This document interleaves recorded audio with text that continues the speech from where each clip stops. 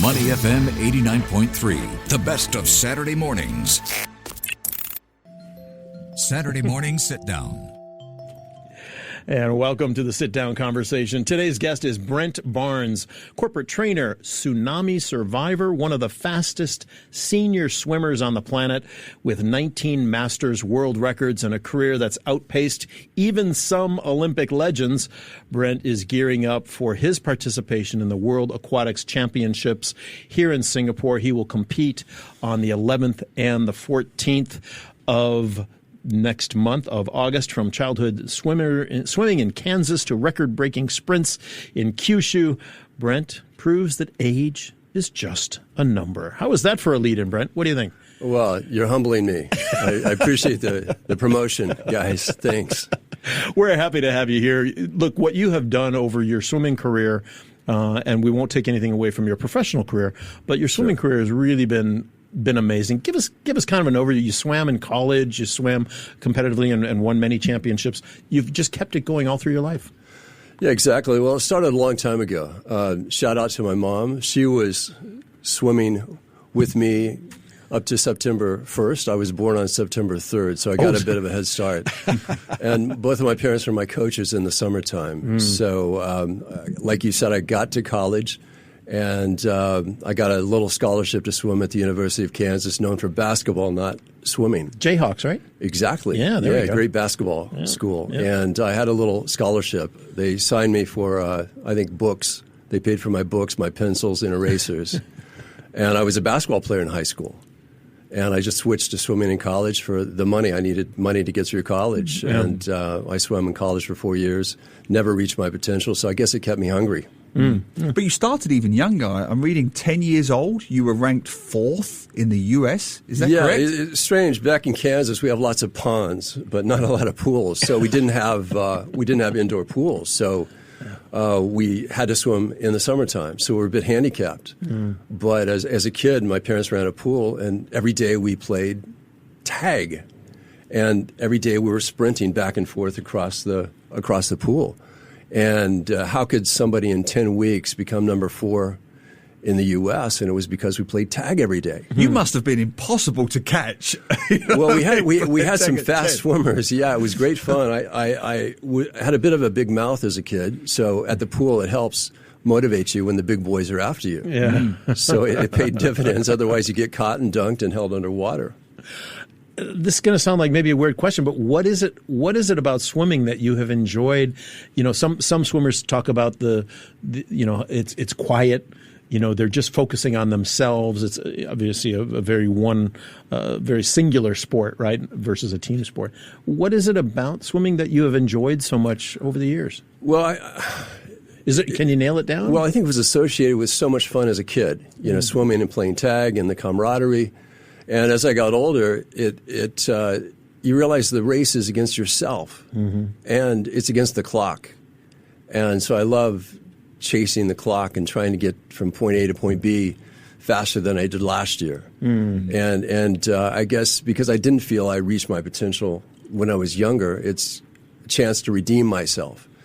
You get to wait till all the great swimmers are either dead, retired, or lazy, and that's. Does it get easier as you get older? It gets easier. You just got to outlast the competition. Not outlast, outlive. Outlive. And case in point, I was down in Australia, and I beat a former Olympic champion, Jim Montgomery, the first human to go under 50 seconds. Yeah. And this is back when I was 50. And after the race, Jim came up to me, and he was lamenting the fact that his back was out. He wasn't feeling good. He hadn't been training. I said, Jim, shut up. I said, if I had a gold medal hanging in my closet, you have the right to be lazy. So just shut up. I don't want to hear your excuses. But I love this idea that you just mentioned there, and I think our listeners will associate with this. You didn't quite reach your potential, you said, and now you're almost like redeeming yourself, getting faster, getting quicker. Fill in that gap for me. What happened between college and then becoming a veteran later? No, good question. I swam until I was 21, 22, and then I was over in Japan. I just got my company going. I was about 30 years old, 31. I was swimming at a pool, and this gentleman about 50, 60 years old came up to me and said, in his broken English, do you want to swim on a master's swimming team? And I hadn't thought about it. And he was a former Olympic swimming coach, and he recruited me onto his team. So in Japan. In Japan. So that was what got me back into it. And I always thought, when I was 19 or 20 years old, the world record was 23.86 seconds in the 50-meter freestyle. And I thought, what can I do? What can I do to chase after that? Because I still wanted to get that record. Well, finally, when I turned 50, I'd figured it out, my training regimen, and I got down to 24.03 seconds. So 0.2 of a second when I was 50 off the world record when I was 19 or 20. Wow. And crazy. And somebody asked me, how do you do that? And I said, I'm lazy. He said, well, how do you go fast if you're lazy? And I said, well, I do what I did when I was a kid. If you think back, as I mentioned before, when I was a kid, we were playing tag all the time. Those equate to short sprints. So I just started thinking, well, what did I do as a kid to become fourth in the United States, almost doing practically nothing other than sprinting? So I built sprinting into my regimen. So it's a bit of doing more with less.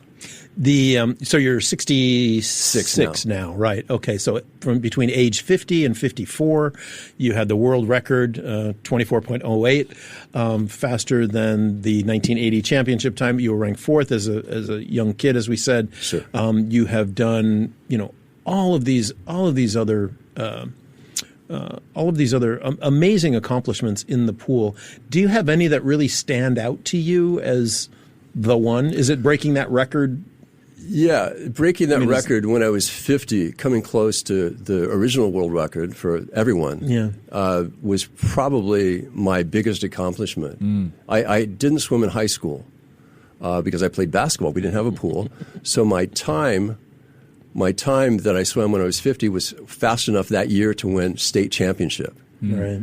So, and I was doing probably 1 kilometer to 2 kilometers a day. When I was in college, we were doing about 10 or 15 kilometers. So, a good story. I sent an email back to my college coach. I said, "You didn't listen to me back in college," because I used to complain about the long workouts. I remember walking into his office and saying, "Hey, coach, I can't do these, 16-kilometer workouts every day. You're killing me." And he looked at me. And he said, "Brent, I'm signing your scholarship checks, and you're lazy." So I needed the money to get through college. So I had to go through those long aerobic-based workouts. But when I sent him that email and said, "Coach, you didn't listen to me back then," he goes, "Yeah, but the suits have gotten faster." Yeah. So I'm thinking, "Coach, you're still, you know what?" Even after all those years, he didn't want to admit the fact that he was just overtraining. I think it's a message for all the people out there in training and health or whatever age. More isn't better. Focus on the quality. The right thing is better. Targeted training. Exactly. And if you want to live longer, I think build some sprinting into your regimen, doing the short stuff. Because you think about it, when we're kids, what do? You do short stuff. You run, you jump, you sprint. And you don't have to run a kilometer or 2 kilometers or 5 kilometers, because the only time you did when you were a kid was when you were in trouble.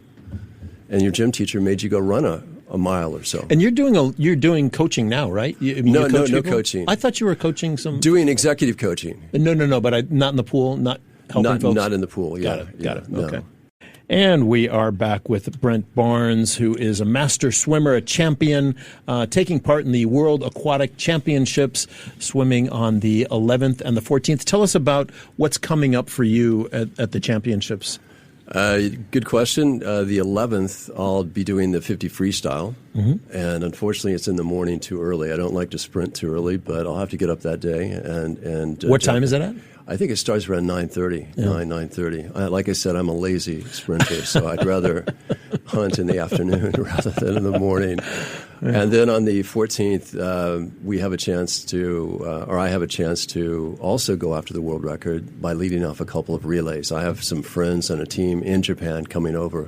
We'll be competing together, and we'll be doing a all men's relay and then a mixed relay, which will be fun. Wow. Two women, 2 men. So. What's the competition like in your age bracket at the World Aquatic Championships? I would assume it's pretty stiff. It's stiff. A lot of the great swimmers, like a Rowdy Gaines, Jim Montgomery, I don't think they'll be there. They won't be swimming. So we'll have a few other swimmers I've raced against before, which will be fun. You get to know the people you're racing. And I don't know of anyone who is a former Olympian that'll be in the race, but there'll be some good swimmers. Yeah. And to Glenn's point, I mean, the current record you have, what is the competition for you? Are you close? Do you expect to win? Are you a gold medal contender? Where are you at? Oh, yeah. Well, last year in this race, I set the world record. So, like I said before, the race is kind of against yourself many times. Yeah. When I was a kid, I used to, like a lot of us, you'd be swimming down the pool looking at the lanes right, left, and center. And you'd always compare yourself to everybody else. But now you can almost just put the blinders on and just go ballistic down the pool. I mean, I'm looking at your list here. It says you've had 18 world records since 1998. Is that correct? I believe so. 19, actually, with the one last year. Okay, and two of them still stand? They do. Which ones are they? The two that do stand, I think I had three. I had the 50-54 that was on the books for 15, 16 years, and I think it was just recently, just the last week or two, broken.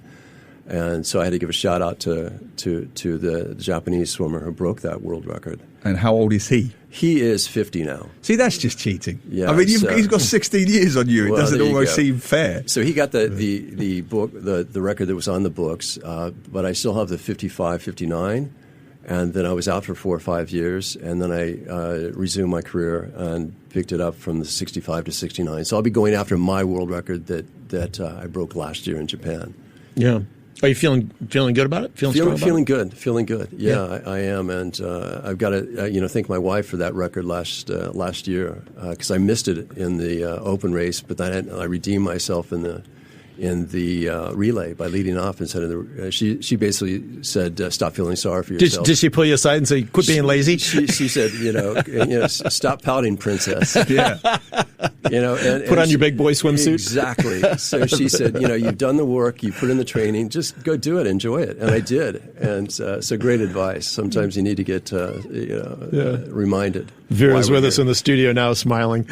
I mean, a serious point, but it may come across wrong. As you get older, does it become easier? In the UK, my uncle does veteran triathlons, and as he gets older, he breaks more records because in some ways there's less competition. So as you move into that 65, 69 category and then hopefully 69 and beyond, does it get easier?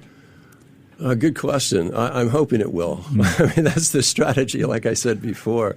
Yeah. But again, it's the race is against yourself, and it's great to have a competition because it motivates you. There are many days you wake up and you go, I don't really feel like going down there. You've got the coach on one shoulder, and you've got the little devil on the other shoulder saying, hey, no, just take it easy today. But if you have that goal ahead of you, it helps you brush off the devil. Yeah. What does your training look like now? It's like I said before, it's sprint based. But every day? No, I usually go short sprints on, say, short sprints on a Sunday, like 12.5 meter sprints on a long interval, such as maybe 1 or 2 minutes. Long rest, and it's just pure animal sprinting, fast twitch. And then on 2 or 3 days later, I'll do some 25s on a 5-minute or 10-minute interval. And then on Fridays, I'll do some 50s. And then mixed in between those days, I'll do some endurance work. But my race is only 2% aerobic. In fact, when I do a 50 and I'm racing, I don't breathe. So I'm going from point A to point B on no breaths now. So my training also is non-aerobic. Wow. Is that just so that you don't have to waste time in, quotes, breathing? Yeah, I've trained myself not to have to take that breath because your survival mechanism kicks in about 30, 40 meters. And then you just realize I don't really need that breath. And my coach previously timed me, and I'm taking up about 2/10, 3/10 extra, taking that breath, exactly what you said. Yeah. So I'm better off without breathing. Is that common amongst the veterans in your category? I don't think too many veterans, but a lot of the Olympic swimmers will not take a breath, men and women. So it's not unheard of, but you just have to train yourself to not. Yeah, I knew they didn't. I'm surprised at the veterans. So you're one of the few that does it in the veteran categories. Could be. Extraordinary. Yeah. That sounds fun.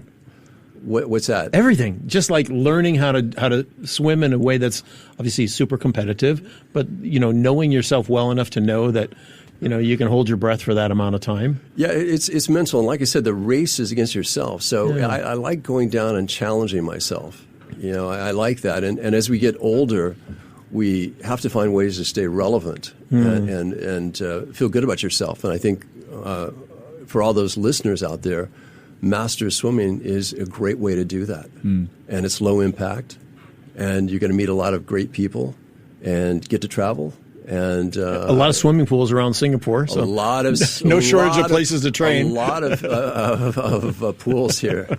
Let's talk about that. The World Aquatic Championships itself. Obviously, it's up and running. You've seen the facilities. What do you make of it so far? It's a big event for Singapore. Well, I'm excited because from my balcony on the East Coast, I can look over the river, Kallang River, and see it getting put up. Yeah. They put up 2 temporary pools along with the existing 2 pools, so there's 4 pools there. So I'm excited. It's I guess in basketball and in high school, you always have the home court advantage, right? Well, here I guess I've got hopefully a home pool advantage. And will you be watching it generally as a spectator, the other events? I think we'll try to get over to watch some of the big boys and girls swim. They're over there now. That's right. The Olympic swimmers, so they'll be there for a couple weeks. So we'll try to make it over there. Yeah. What do you look at when you're watching the younger swimmers? Are there different techniques that evolve over the course of swimming history, I guess, that maybe you could look and see and say, oh, maybe I can incorporate that into I tell you what, and I'll tell you a story. I've raced a lot of the young kids because I do the open races when I go back home, and they're like fish. Yeah. Gosh, it makes me angry. When they dive in, they just take off like little dolphins. They've developed what they call now the 5th stroke, which is the underwater kick, the dolphin. And they're so fast now, they had to put a limitation on how far you can do the dolphin kick. Is that right? Because you can actually do the dolphin kick underwater almost as fast or faster than swimming above the water, freestyle. So I've tried to incorporate that into my swimming regimen, but it's hard to teach an old dolphin new tricks. Yeah. What does your diet look like? I'm really good about that. In the morning, I do a smoothie, like a fruit smoothie, and protein, and I take a supplement creatine, which is good for the muscle and mind. Mix that in, blueberries, bananas, smoothie. Lunch, I do a lot of protein, vegetables. And I have to cut out, when I want to cut my weight, I cut out the good things, the cheeses, the breads, the pastas. And it's a great way to cut weight. And when I sprint, it's interesting. It tweaks my metabolism. And you actually can lose your appetite when you do sprinting, at least for me. Fascinating. Wow, that is really interesting. We need to do that. Well, it's funny. I had a friend who would go in on the elliptical for 20 minutes, 30 minutes, 40 minutes, and afterwards he'd have this ravenous appetite. And we're back with Brent Barnes, a senior swimmer, record holder, and competitor at the World Aquatic Championships. He will be swimming on the 11th and the 14th of August. Talking about your diet and how you prepare for that. You said you lose your appetite? It helps me cut down my appetite for some reason. I don't know why. When I start sprinting more, I don't want to eat as much. I don't know if it's a reaction to the metabolic response to the sprinting, but it seems to work for me. But you need the energy, though, right? You need the protein. I do, I still get my muesli, and I do some of the breads I still mix in, but I do get the carbs in there. I kind of watch my appetite, and I have to cut my weight. Yeah. So when I travel, people at Homeland Security in the U.S. always thought I was crazy because they'd find a scale in my luggage. When I was flying, I'd travel with my scale, and that way I get on in the morning on my scale, and I can monitor my weight if I'm having to cut my weight, and if I'm not on target, I watch what I eat that day. Yeah, if I'm ahead of target, I'll have those pancakes. Yeah. You've had an extraordinary career, Brent. I mean, world record breaker as a veteran, corporate trainer, and I'm also reading tsunami survivor on that terrible day, December the 26th, 2004. What happened there? Exactly. I was there with a couple of buddies of mine, and we went for a swim in the morning. Where were you? In Phuket. In Phuket? You were in the water? I was in the water in Phi Phi Island, where they filmed the movie The Beach. Yeah. Yes. And we'd gone for a swim. We'd looked at the dive charts. There was supposed to be 2 or 3 meters of water where we were at, and then it just went down like somebody pulled the plug, the bathtub. And I fish were flopping around. And my friend was standing up on the beach, and I saw the big wave come in, and it swept past me. I ran past the long-tail boats and jumped over the last rope and cut up towards the beach. And fortunately, my Australian buddy said, "Brent, that's a tsunami." I had no idea. I'm a kid from Kansas. Right. You know, we don't have tsunamis back in Kansas. Sure. And so thanks to him, we started running. And but it was so you outran it. Well, I had a head start. It kind of came in at an angle and perpendicular to shore.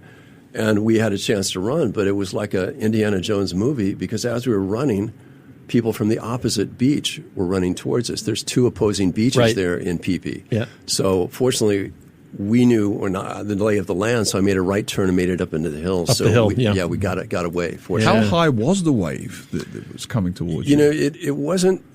The wave was about 3 meters, 2 or 3 meters. Not as big there as it was other places. No, but it was when I saw it knock the long-tail boat up in the air, I thought, good time to run. Yeah. Extraordinary. Yeah. But we made it out and, spent a day or two, just a day there, helping rescue and the people that made it. So it was, a crazy day. Crazy day. In addition to your swimming and surviving that terrible ordeal, you are a corporate trainer. You do communication coaching. You still doing a lot of that? Yeah, still doing that. When I got to Japan, I started the company back in 1990.